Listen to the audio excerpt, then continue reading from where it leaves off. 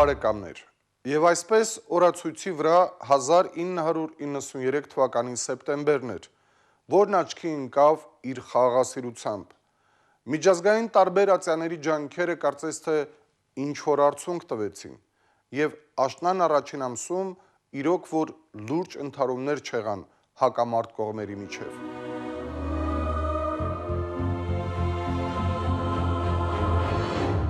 Սեպտեմբերի 9-ին մասնավորապես Ռուսաստանի նախագահը ուղերձով դիմեց Ադրբեջանի, Հայաստանի եւ Լեռնային Ղարաբաղի ղեկավարներին, առաջարկելով կնքել համաձայնագիր ռազմական գործողությունների լիակատար եւ համատարած դադարեցման մասին։ Իսկ ամսույս 9-ից 11-ը Մոսկվայում տեղի ունեցավ ԵԱՀԿ Մինսկի խմբի հանդիպումը անհետաձգելի միջոցառումների ժամանակացույցը լրամշակելու նպատակով։ ԵԱՀԿ Մինսկի խումբը Լեռնային Ղարաբաղը ճանաչեց հակամարտության կողմ։ Մեկ օր անց նույն Մոսկվայում Ռուսաստանի միջնորդությամբ տեղի ունեցան բանակցություններ Ադրբեջանի խորհրդարանի նախագահի տեղակալ Ջալիլովի եւ ԼՂՀ արտգործնախարար Ղուկասյանի միջև։ Վերադառնալով Ստեփանակերտ, Արկադի Ղուկասյանը հրավիրեց մամլո ասուլիս եւ լրագրողներից պատմեց մոսկովյան հանդիպման մասին։ Նա մասնավորապես նշեց, որ ընդունվել է համատեղ կոմունիկե, պայմանավորվածություն է ձեռք բերվել զինադադարը երկարաձգել մինչև 1993 թվականի հոկտեմբերի 5-ը, ինչպես նաև Ադրբեջանի եւ Լեռնային Ղարաբաղի Հանրապետության ղեկավարների հանդիպման մասին։ Այդ հանդիպումը կայացավ Ռուսաստանի մայրաքաղաքում։ Լեռնային Ղարաբաղի Հանրապետությունը ներկայացնում էր Պաշտպանության պետական կոմիտեի նախագահ Ռոբերտ Քոչարյանը, իսկ Ադրբեջանը Միլի մեջլիսի նախագահ Հեյդար Ալիևը, այն նույն Ալիև-Հեյդար Ռզաօղլին, որը դուրս էր եկել Կոմկուսի շարքերից եւ նախ դարձել իր հայրենի Նախիջևանի Գերագույն խորհրդի նախագահ, ապա 93-ի հունիսին ամբողջ Ադրբեջանի խորհրդարանի նախագահ։ Առաջ ընկնելով ասեմ, որ նույն թվականի հոկտեմբերի 3-ին նա ընտրվեց Ադրբեջանի Հանրապետության նախագահ, իսկ մինչ այդ ահա փաստորեն դրանից 8 օր առաջ նա հանդիպեց, ինչպես ասացի, ԼՂՀ Պաշտպանության պետական կոմիտեի նախագահ Ռոբերտ Քոչարյանի հետ։ Այդ օրը սեպտեմբերի 25-ին Ռուսաստանի արտգործնախարար Կոզիրևը հանդիպում ունեցավ Քոչարյանի, Ալիևի եւ Հայաստանի նախագահ Տեր-Պետրոսյանի հետ։ Հանդիպում տեղի ունեցավ նաեւ ԼՂՀ եւ Ադրբեջանի պատվիրակությունների անդամների միջև։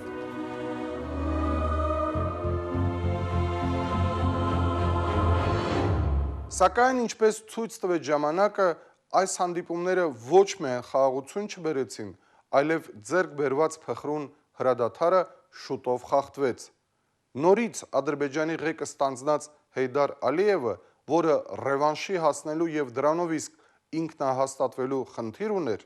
սկսեց ազերական զորքը պատրաստել վճռական գրոհի։ Դա լինելու էր տարեվերջին դեկտեմբերին, իսկ մինչ այդ մենք ստիպված ենք լինելու վնասազերծել հակառակորդի կրակակետերը, ապահովելու համար մեր թիկունքը։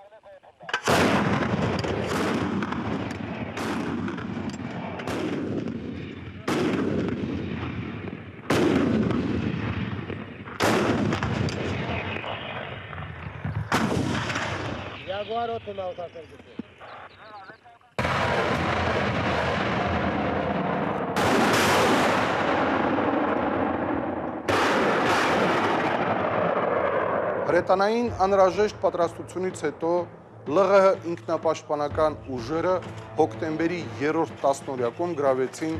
Հորադիսկ երկաթուղային կայարանը, Զանգելան ու Մինջևան քաղաքները եւ դուրս եկան Մայրարաքսի ափերը։ Այդ օրերին քիչ էր մնում գերի ընկնեին մեր գործընկերներ Վարդգես Հուլուբաբյանը եւ Վադիմ Մկրտչյանը, որոնք նկարահանումներ էին կատարում ԼՂՀ պաշտպանության բանակի Գոյամարտ հեռուստածրագրի համար։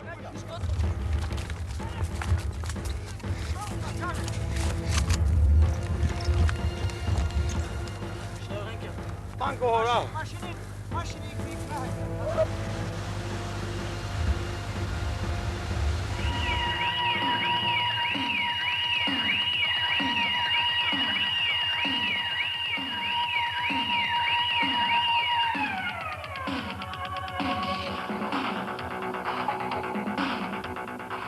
Իդեպ գոյամարտը հիմնադրվել է 93-ի սեպտեմբերին, որի կորիզը մեր հեռուստատեսության տղաներն էին. Սենոր Հասրացյան, ղեկավար, Վարդգես Սուլուբաբյան, Գարիկ Խաչատրյան, Ռուդոլֆ Մարտիրոսյան, Վադիմ Մկրտչյան, Էդուարդ Գրիգորյան։ Իրենց տեսախցիկներով տղերքն այնտեղ էին, ուր թեժ մարտեր էին ընթանում, հյուսիսից հարավ, Օմարից մինչև Արաքս։ Այդ կադրերը հետագայում դարձել են հաղորդումներ, ֆիլմեր, որոնք ճշմարտացիորեն պատմում են մեր գոյամարտի մասին։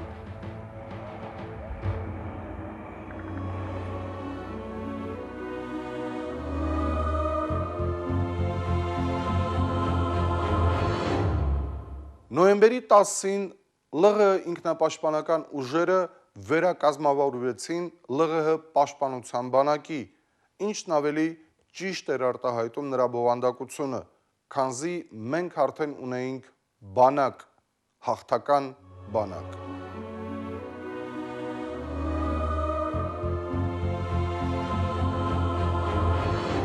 Լեռնային Ղարաբաղի Հանրապետության Գերագույն խորհրդի նախագահության 1993 թվականի օգոստոսի 10-ի հրամանագրով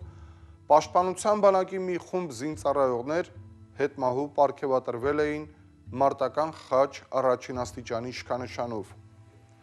Եվ ահա նոյեմբերի 25-ին տեղի ունեցավ շքանշանների հանձնման հանդիսավոր արարողությունը,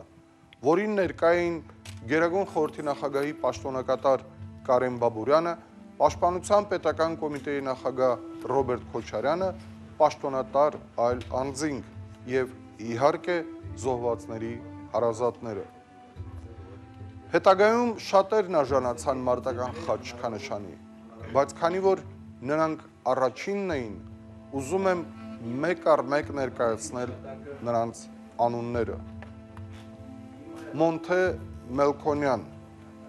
Յուրի Պողոսյան, Աշոտ Ղուլյան, Արմեն Մելքումյան, Արմեն Գասպարյան, Վարդան Ստեփանյան, Յուրի Հովանիսյան,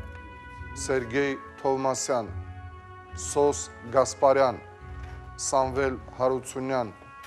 Կամո Դանիելյան, Արարատ Ղազարյան, Կարեն Արաքելյան, Արա Հարությունյան, Վլադիկ Խաչատրյան։ Իր խոսքում Ռոբերտ Քոչարյանը նշեց. Я думаю, будут названы школы, есть уже и измененные названия школ, будут названы улицы именами ваших сыновей, ваших мужей, братьев. И, видимо, самое святое — сохранение памяти об этих людях. И эта память, она почет и память, которую мы должны сохранить, она должна передаться нашим детям. Я думаю, только при таком подходе мы сумеем выжить. Тот воин, который сегодня воюет, он должен знать, должен быть убежден, что в случае его гибели или в случае его выхода из строя, по случаю ранения, он не будет забыт, и его память, она будет оставаться в сердце народа. Ստանալով որդու Վարդան Ստեփանյանի դուշման Վարդանի շքանշանը, ահա թե ինչ ասաց նրա մայրը։ Հունիսի 14-ին որդիս տվեց դուրս եկավ և ասեց. աշխարհում ամբողջ չի պատկանում։ Ամենաթանկը ինձ համար եղբայրս է, Տիգրանը։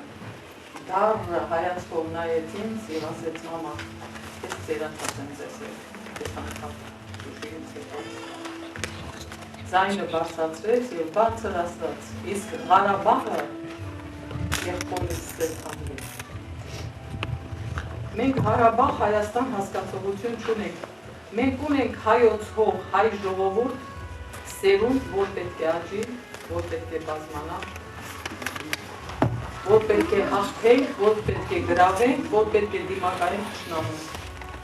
Սուրբ է, սով է, ամեն ինչ ժամանակավոր է, իմ վիճակը ձեր վիճակից ավելի դառն է, բայց ես հպարտանում եմ, որ իչև վերջի արին իմ ողքին տվեց հայոց տարածքակողմին։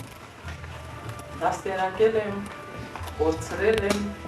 բայց դրա փոխարեն գտել եմ հող, Ղարաբաղ, հարազատներ, Հայաստան, Ղարաբաղ հասկացողությունը նույնն է, հողը հայոց ժողովրդին է, հայ ժողովրդին է,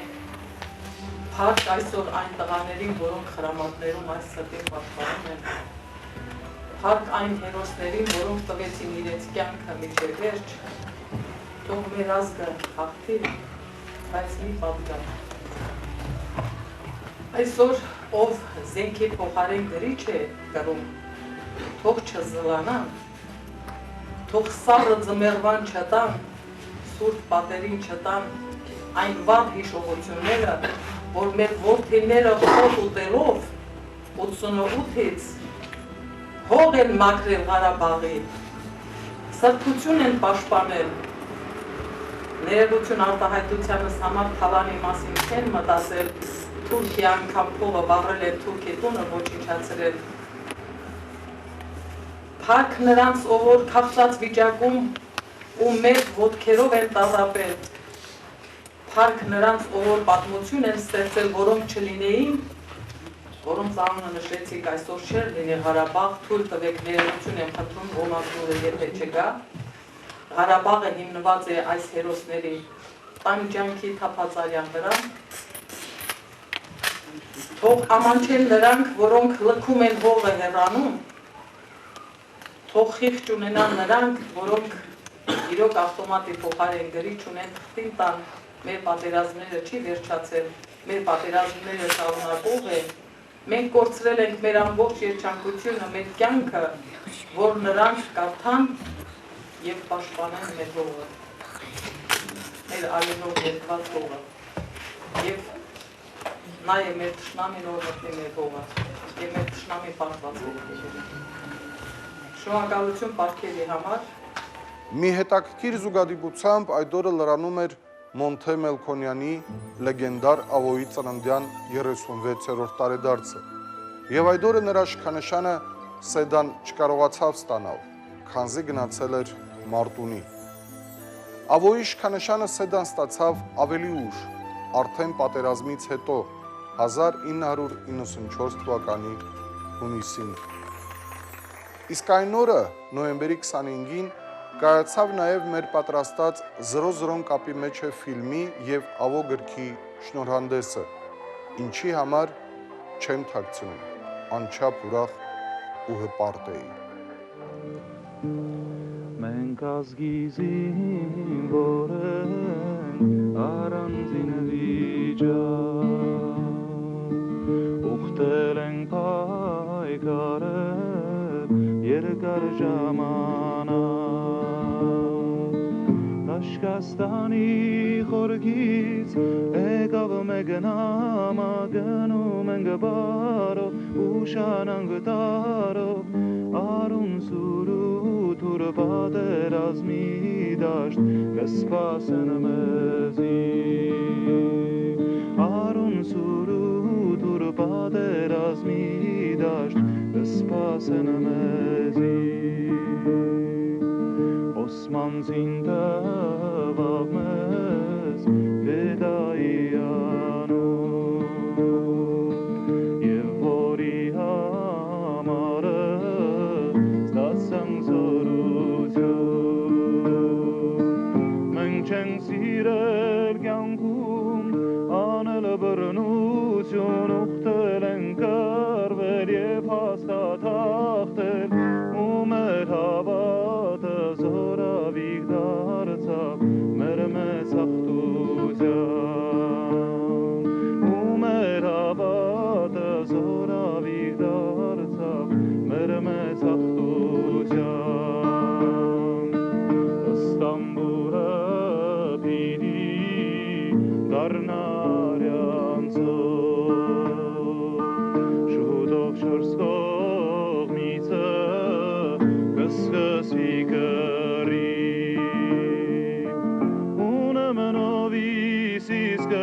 Kertam khist chemana hangist ayas kosiro una manovis kariv kertam khist chemana hangist ayas kosiro men khas gizin vor